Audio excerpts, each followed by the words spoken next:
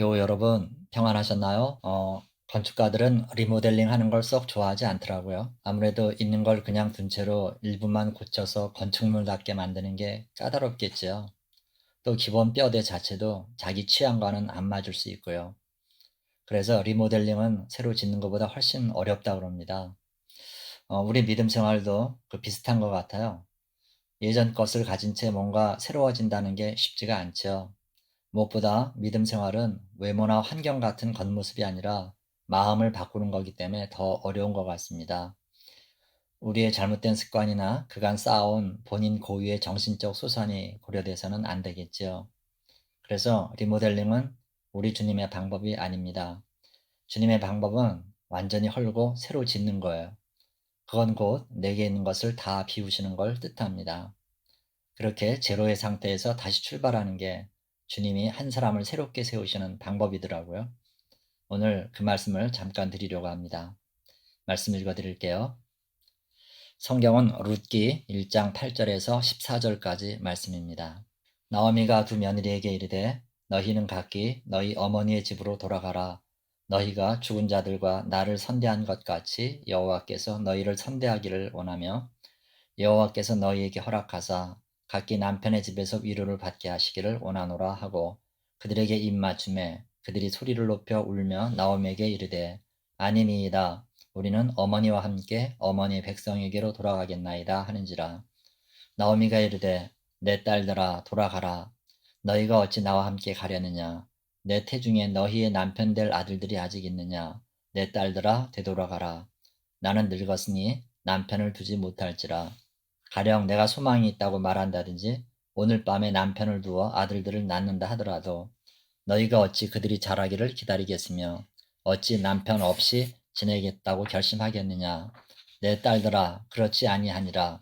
여호와의 손이 나를 치셨으므로 나는 너희로 말미암아 더욱 마음이 아프도다 하매 그들이 소리를 높여 다시 울더니 오르바는 그의 시어머니에게 입맞추되 룻은 그를 붙쫓았더라.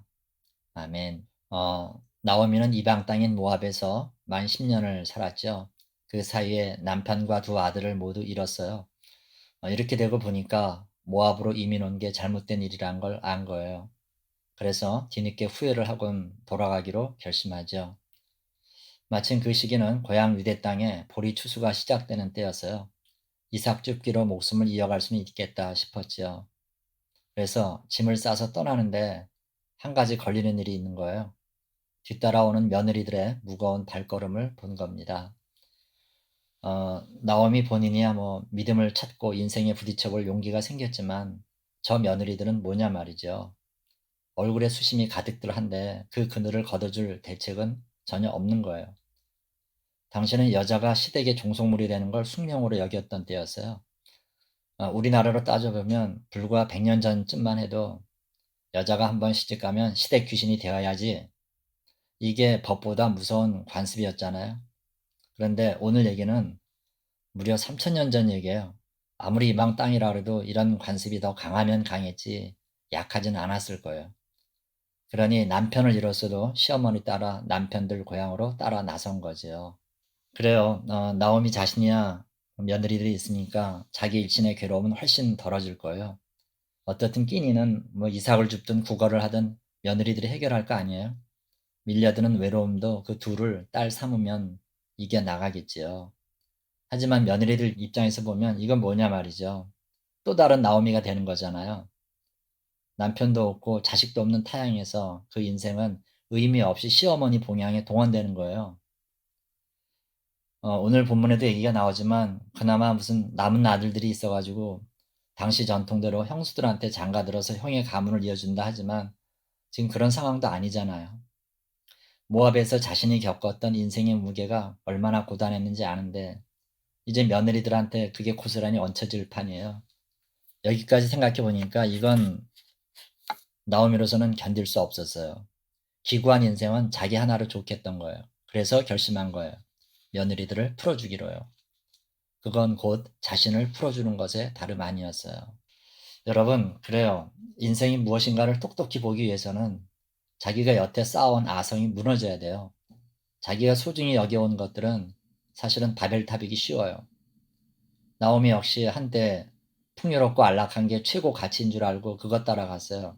하지만 다 잃고 나니까 그제서야 인생의 본질이 뭔지 안 겁니다.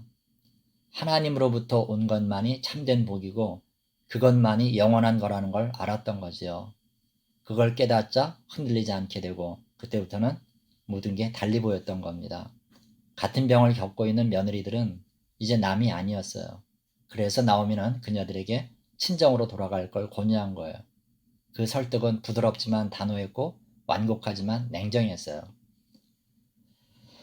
저는 좀 늦깎이로 사역을 시작했는데요. 34세 신학교를 들어가고 이듬해 전도사가 됐습니다. 다른 분들도 그랬겠지만 전도사 시절은 모든 게 부족했어요. 생활비는 늘 월 중간쯤 바닥이 나죠. 그리고 학기 내내 다음번 등록금 때문에 긴장해야 됐어요. 또 아이들이 아직 어렸기 때문에 예상치 못하게 돈 들어가는 게 많더라고요. 그래서 그런지 반년에 한 번씩이는 상여금 날은 참 계획이 많았어요. 나름 부푼 꿈을 꾸곤 했지요.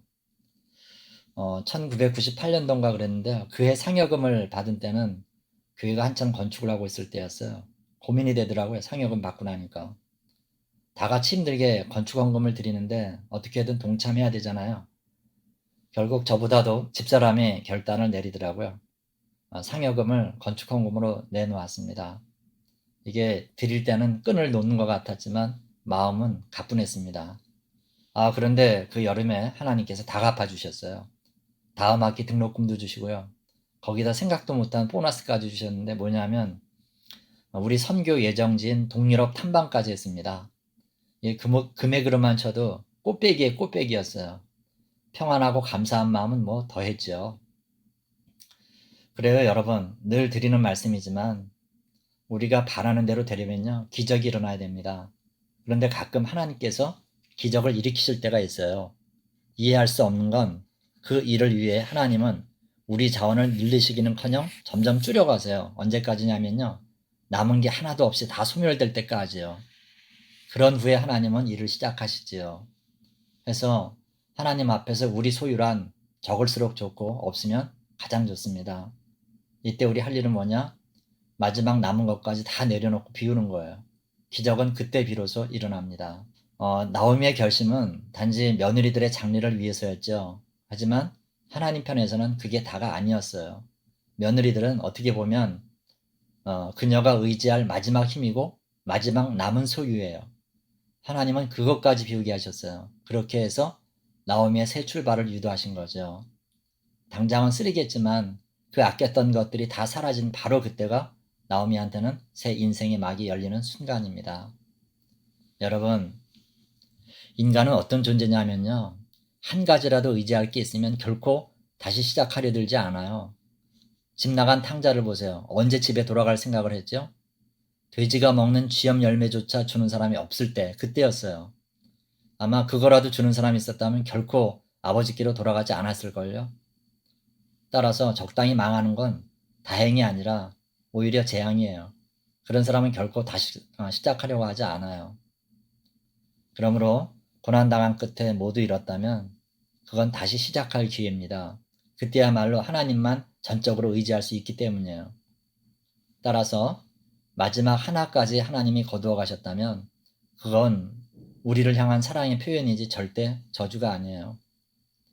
오늘도 우리가 한번 살펴보십시다. 혹 지금 내 손에 있는 것 중에 비워야 될 게 있지는 않은지 말이죠. 그건 더 좋은 걸로 채우지 못하게 하는 방해물이 될 뿐이에요. 귀향길에 접어든 나오미를 한번 보시죠. 겉으로야 실패자 같지만 그 낡은 보자기엔 희망이 쌓여있는 느낌이에요. 또 빈털터리 두 손엔 하나님에 대한 믿음이 쥐어져 있었어요. 우리에게도 나오미의 그 희망과 믿음이 있었으면 좋겠어요. 그 길에 나오미한테 뜻밖의 선물이 있었지요. 혼자 갈 줄 알았는데 동행이 있었어요. 그때는 그게 그렇게 큰 선물인 줄도 몰랐고 그렇게 위대한 역사의 시작인지도 몰랐어요. 그 얘기는 또 들을 기회가 있을 거고요. 여러분, 버리고 포기해야 될 것들을 한번 찾아보십시다. 모두 내려놓고 다 비운 후에야 인생은 비로소 채워집니다. 이게 우리 주님의 불변의 법칙이에요. 기도하겠습니다. 하나님 아버지 감사합니다. 나오미에게 다시 한 수 배웁니다. 다 털어먹고 남편과 자식까지 잃고 나니 뭐가 뭔지 깨달은 것처럼 우리 역시 빈털터리가 되어야만 소중한 걸 생각하는 어리석고 연약한 존재들입니다. 주님, 신앙의 조상들의 시행착오를 보면서 우리는 그걸 겪지 않고 그냥 빠져나갈 수 있도록 지혜를 주시옵소서. 주님 주신 것 외에 욕심내지 않게 하시고 혹여 원치 않았는데 지금 빈손이라면 오히려 기회로 삼아 다시 시작하게 하옵소서. 다 쏟아 비우게 하시고 다 흔들어 마지막 티끌까지 버리게 하옵소서. 그래서 그 빈 것에다 주님 주신 것들로만 채워나가게 하옵소서. 그렇게 해서 우리 주님이 이끄시는 장엄한 역사를 눈앞에서 직접 보게 하옵소서. 예수님 이름으로 감사하며 기도하옵나이다. 아멘.